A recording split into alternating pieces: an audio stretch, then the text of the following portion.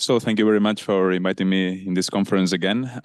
Today I'm going to talk about related research on the topic of social relationships and happiness, and also it's related to the topic that Alessio was talking about. And it's about one aspect of the social relationships, that is the satisfaction with your social life. And social life can be defined as the individual's cognitive evaluation of their interpersonal relationships with people in their immediate surroundings, like as friends or neighbors. So I know that some of you may think that this is like synonymous of social support, of social capital, or satisfaction with friendships, but it's very related, but it's not exactly the same. If I can ask you, when you think about your social life, is there any image that comes to your mind? Think about it. I ask ChatGPT to make me a pic of how it looks, social life satisfaction, and it looks like this. So this means that I am not talking about that I have a deep conversation with my best friends, or the support that I feel that I get from the society or from my family. I am trying to capture this element, that is maybe that you go to a concert, to a festivity, and maybe you talk with some strangers, and you kind of like that be there, you know. You kind of like to have some drinks, and this helps you to cope or to celebrate some of your individual outcomes in your life. So I thought that it was interesting to do some research on that, because I think that in the recent decades there has been several socio-demographic changes, at least in the developed countries, like increasing life expectancy, decreasing birth rates, rising divorce rates, the labor market flexibility, and the progressive incorporation of women into the formal labor market, that have increased the relevance of social life with friends and neighbors, not only as a central part of leisure, but also as an element of emotional protection against life adversities. As you know, also the recent COVID pandemic also highlighted how people value social life when they were isolated, and they have high levels of loneliness. And also, as you know, there were bottom-up movements like the quiet quitting or the great resignations that emphasize a better reconciliation between work and your life and your private life, where the social life becomes an element that seems that is increasingly important. So, as you know, there are many elements at the individual and at the social level that indicate that this is something that really increase the subjective well-being of the individuals. It starts by fulfilling the fundamental human need for social interaction, providing opportunities not to celebrate, as I was saying, personal achievements like job promotions, marriage, the birth of a child. In the workplace, so the social life with the colleagues can increase the productivity and the joy, and also it can be a protective factor when you're suffering some bad outcomes in your life. And at the societal level, it's true that societies that in general have big satisfaction with their social life exhibit strong social cohesion, elevated levels of social trust, lower levels of delinquency, and even there are some studies that suggest that it can decrease the support for populist political preferences. So I wanted to analyze as a sub-dimension of life satisfaction how this relationship evolves in the different macro contexts. In particular, I look at the role of the 2008 economic crisis, because actually there is not much research that looks directly at this relationship. And also, I wanted to see how this relationship manifests across different social origin groups. I will come back to this later. And furthermore, knowing that there is potential issues like reverse causality and endogeneity, I thought that at least it was very, very important to employ to do this analysis with panel models that allow to control for the unobserved individual heterogeneity. So my research questions that I ask in this article is how does individuals' satisfaction with their social life relate to their global life satisfaction? And does this matter over and above individual and macro characteristics? And if yes, does this variable matter more for life satisfaction during periods of macroeconomic crisis? And does this relationship differ across social groups? To construct my hypothesis, I start with some theoretical frameworks from anthropology, from sociology, from economics, and from positive psychology, that they all show that we can expect, as you can also expect, positive relationship. Also empirically, I revise all the related variables, like for instance, volunteering, spending time with friends, social cohesion, social participation, social support, also social capital, where I, for instance, mention a paper made by Francesco that was very influential. Thank you. So these studies have consistently revealed that we can expect a positive relationship. But for me, what was not clear is how this relationship, I am not interested in causality, how this relationship is going to manifest in times of economic or macroeconomic adversity. For that, I use first the literature on friendship that it shows that we can expect that the strength of the relationship can become stronger in times of adversity, because maybe when maybe there is like an economic crisis and you have bad outcomes in your life, you get unemployed, for instance, you go to your friends and you go out, and this have you to cope better, no? So this can lead to deeper emotional bonds with them, but also at the same time it can also lead to a strong emotional disappointments.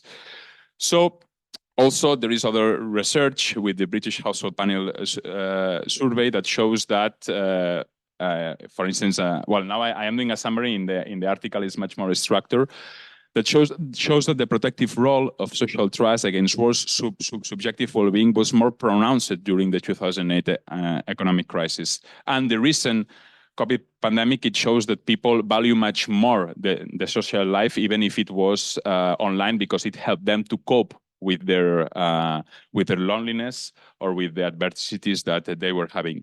So the second hypothesis that I made is that I expect that the strength of the association between satisfaction with social life and global life satisfaction is going to be stronger in the context of the 2008 economic crisis than from the affluent times that preceded. I am doing this with a Spanish panel data. That's why I am focusing on this crisis.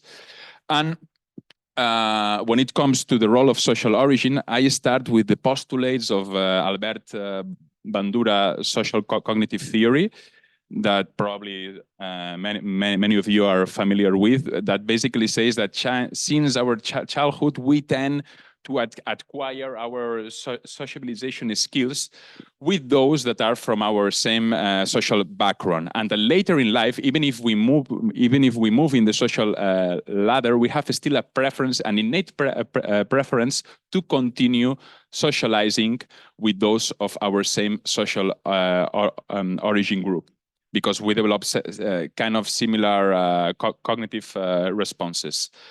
With that in mind, I I start to look about what kind of relationship I can expect for the different social origin groups. And I start with the high social origin group, and I use Veblen's famous theory of leisure class that, he basically said, even if the social dynamics, of course, described by Veblen more than 100 years ago, not apply anymore in many contexts, still it's true that we can agree that the people from high social origins often engage in what he called, as you know, conspicuous consumption, using novel and innovative goods that to signal their exclusive status, their exclusive lifestyle, you know.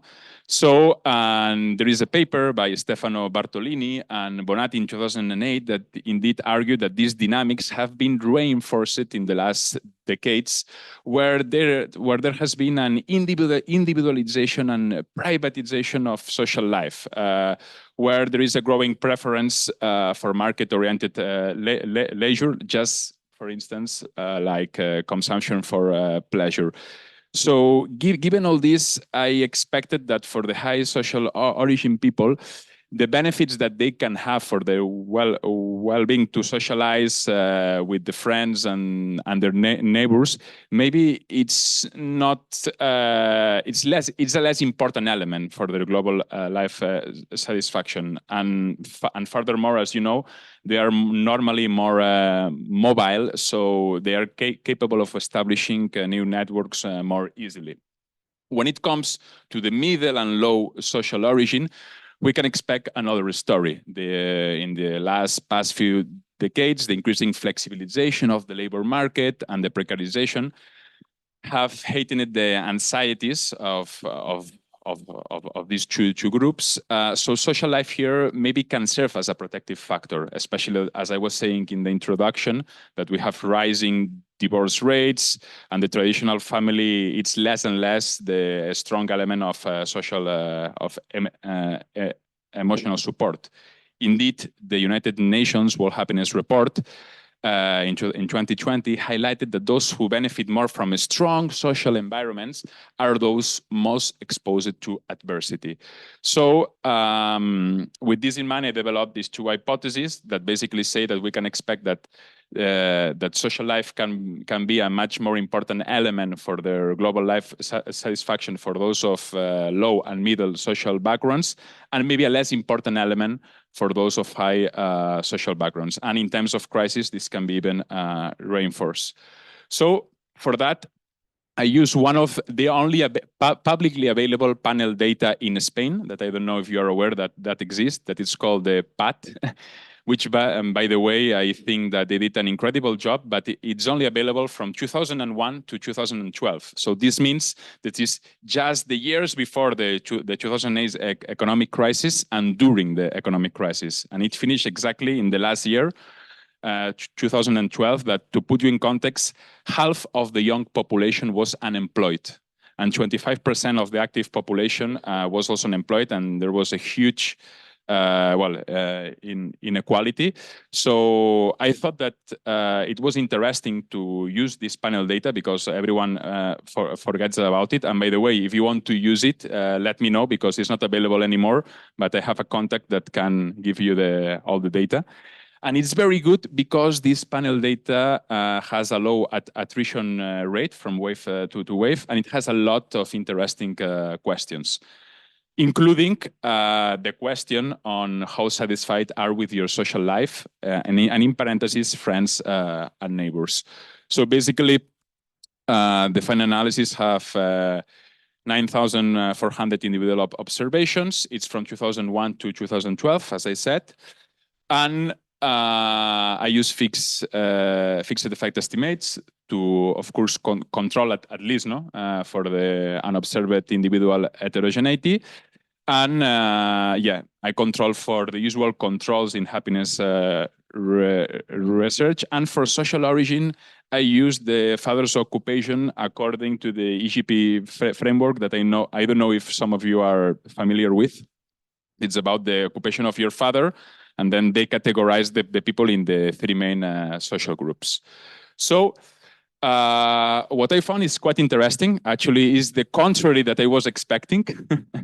So first, I found that indeed there is, let's say, a strong positive correlation between satisfaction with your social life and your life satisfaction. But when I introduce the interaction between economic crisis and satisfaction with social life, I see that it's positive. So this relationship is sensitive to the economic crisis, but in a negative way. When I calculate the margins, I find that. So these results basically indicate that a satisfaction with social life improves during the economic crisis, the importance of social life for people's life satisfaction decreases. So this is something that I was not expecting. I was expecting that actually it's a variable that will become more important in this time. So I was quite surprised to find that. And when I do the analysis for the different social groups, I found also a very interesting result, because before introducing the interaction, it seems that for the high social origin group is a variable that is not important, as I was expecting. But then when I introduced the interaction, I realized that there is a different story, and probably this result is what makes the cancel out the effects here. That's why here is not significant. So when I put it in the graph, this is what happens. So basically, the middle and the low social origin groups show that during the economic crisis, the satisfaction that the benefits of the social life become less important for your subjective well-being. And look at the high social origin. It shows that actually it makes people much more unhappy. And this is something that for me, first I thought that I did the wrong coding or was wrong, but actually realized that maybe it's an effect that was quite interesting to understand the mechanism behind it.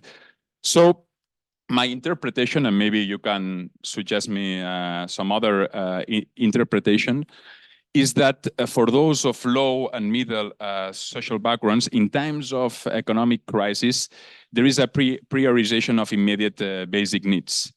And they tend to prioritize the close family. I remember when I was in Catalonia back in these times that the situation was quite tough. I remember that one day I was teaching at the university and I didn't have money to pay my train to come back to Badalona. And I had to jump, and it's like, wow, I remember that I didn't have a lot of time for social life. I remember. So this is my explanation for the low and middle social background. But what can explain this weird or contra-intuitive result for the high social origin? Well, maybe one possible explanation is that they are forced to reduce their consumption of luxury goods and services that are integral to their social life and status signaling. Maybe if they can go less often to their expensive restaurants to show off and interact a bit with the people. So this is what Cecilia Ridgway used to say, that is status anxiety. So the challenge of maintaining and signaling their superior and different social status is what may provoke, during macroeconomic downturns, is what may provoke status anxiety. So maybe this finding can provide evidence of the importance that individuals of high social origins attach to a status. In addition to wealth and power, they also care about their exclusive status.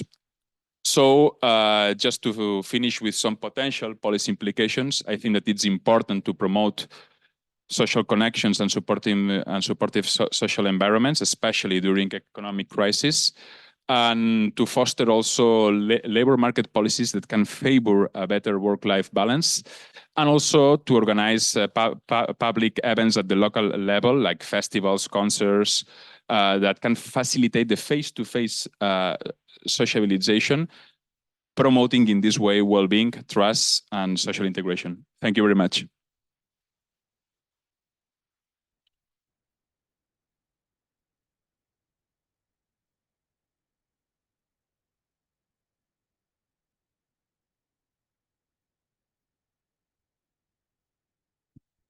Hi. So just to, thanks for the presentation. So just to clarify, your economic crisis is just before and after 2008, right? So, yeah. But I'm thinking, I mean, of course, everybody felt the crisis, but there are people that maybe lost their jobs, you know, and there are some intensity of it. And to me, it's not surprising that if somebody lost their jobs, they might be less happy with their social life because they have to spend less money on it. So like what you find to me is not really, I mean, I'm not surprised yes, with this. For me, I was thinking the same, but especially in the case of of Spain, we always have a tradition, being a Mediterranean country, of enjoying a social life. So for us, this is quite, it's not expensive to enjoy my social life. I can go to the park, or I can go to an event that is quite, that I don't need to pay. And precisely is in these times where I value more that at least I have this, no? At least I have this that can help me to cope with these moments. And that's why also looking at the literature on friendship, I was expecting that in these times precisely is when at least we still have our social life, no? But then I realized that, seeing the results, that is an element that actually becomes less important, no? So for me, yeah. So thank you. Just sorry, but I'm coming back to my topic. So don't you think that finally recognition could be also a possible explanation between the different level of income? Yeah. Basically, it's recognition. Exactly. So looking for recognition and so on. So. That's why I mentioned the research of Cecilia Ridgway, that he talks about the status anxiety. I want to continue having my recognition of being from a distinctive and superior high status, but now there is economic crisis. I feel more the pressure that I have to maintain and signal that. And maybe now I am still, by the way, here I'm talking about not your actual social class. I'm talking about social class of origin, which is different. So this means that maybe in terms of economic crisis, I feel this pressure that I have to maintain my status, and I suffer from it because I have the fear that maybe I'm not going to continue being recognized, and that's why I found maybe this effect. Struggle. Yeah. No, I thought that. Yeah.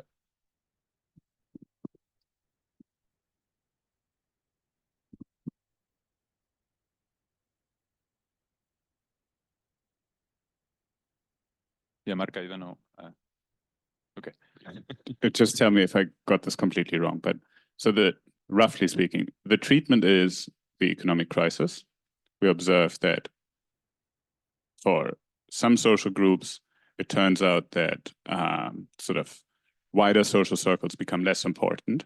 And your explanation is that, people focus on material needs rather than, the middle and the low. Well, because I see that this variable becomes less important for the well-being. Yeah.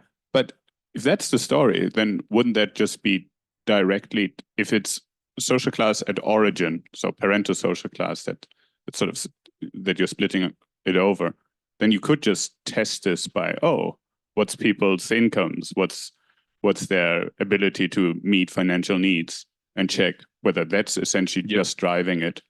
And seeing if you can explain away the economic crisis effect. Totally. This is a very good idea. Actually, now that you say it, I think that for next analysis, I will consider it. And at least here, this was just the first time that I was trying to do this analysis directly. And I wanted to first find some preliminary results. But yeah, definitely, I think that this is something that could reinforce to try to find the real mechanism behind. No? Yeah, totally. Thanks. Thank you.